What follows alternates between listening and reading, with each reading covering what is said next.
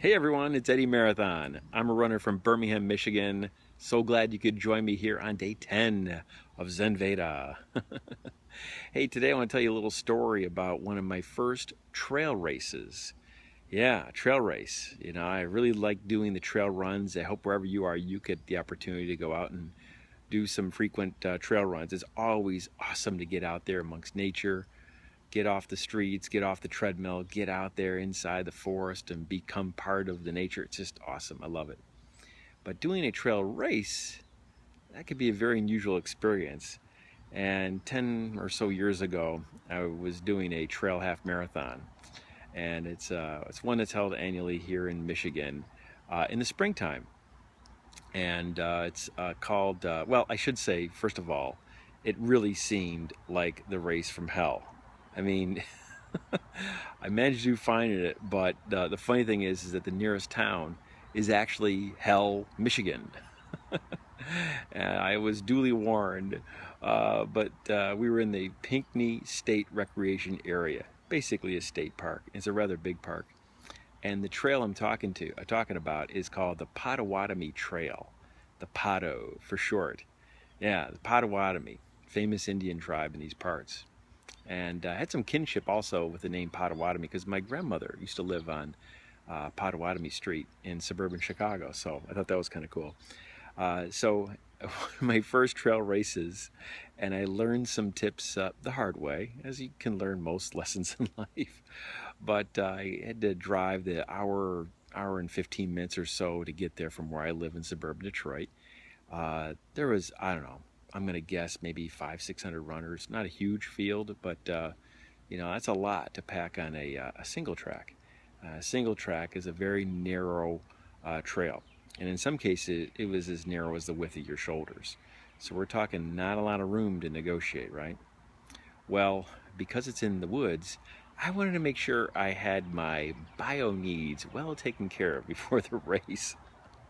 So I made sure I went and used the facility, and in this case, they had some porta potties, but they also had a built structure there. It was part of the park service, and so I had the luxury of getting into that building and going to the bathroom, and there I was, and doing my duty. Yep, I said duty on camera. And I was pretty excited about the race. I was looking forward to it. We did have timing chips, but I really wasn't thinking of timing chips at the time, believe me. And I heard the announcer basically doing the countdown for the start of the race. And I thought, I'm not going to make it in time here, And so I heard the gun go off, and you can hear the sounds of all the runners leaving the area. And I was trying to say, come on, folks, let's get this thing going. And I had to do my business. And I got done, and I raced out the restroom there. And sure enough, all the runners I could see up the hill, heading into the forest, 200-300 yards away. I mean, a whole herd of folks already well ahead of me. And I thought, I'm going to be the last one out. And I'm already a super slow runner. I mean, I'm so slow. I think, one of my mottos is like, I'm so far behind, I think I'm ahead. I'm going to be really far behind in this one. So I dash out. There's still a reasonable crowd there, cheering. A couple stragglers like me out across the finish line or the start line. So I crossed the start line, clocked in, and I ran up ran across that field, up the hill, and into the forest. And I got into the forest, and I could still hear the announcer over the PA, this bullhorn or whatever.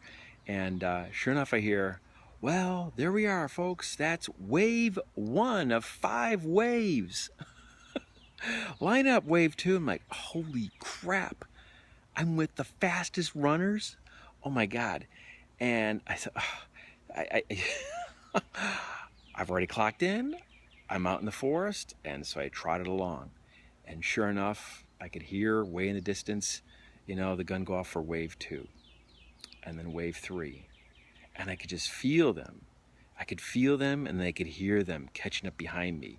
This herd of they're like hounds. And I was like the fox. Only I wasn't that wily and I wasn't that fast. And they were coming up behind me. And I could feel them bearing down. I mean, they're coming. And then I heard on the left, which in trail etiquette means you got to get your butt over to the right and they pass you on the left. I heard on the left. I heard on the left easy 2, 3, 400 times. I mean, I was going slow. I was kind of annoyed at first because it's really taxing and you're trying to do your race. And I was trying to have fun. And then after a while, like, what does it matter? And I started laughing. And you know what? I think it met just about everybody on that race. And I decided to, just to, make the best out of it, have some fun, talk to folks. I went really slow. I let so many people pass me and soaked in the woods, made it along the Potawatomi Trail, and I did finish. So, with these timing chips, you don't need to go out right away. You really don't have to. But back then, I was more of a rookie with these races, and I learned some lessons there. So that was the lesson from hell on the Pato Trail on the left. Hey, thanks for joining me, folks. Make sure you go out and run your miles, enjoy your life, and share your gifts with the world. We'll see you, folks.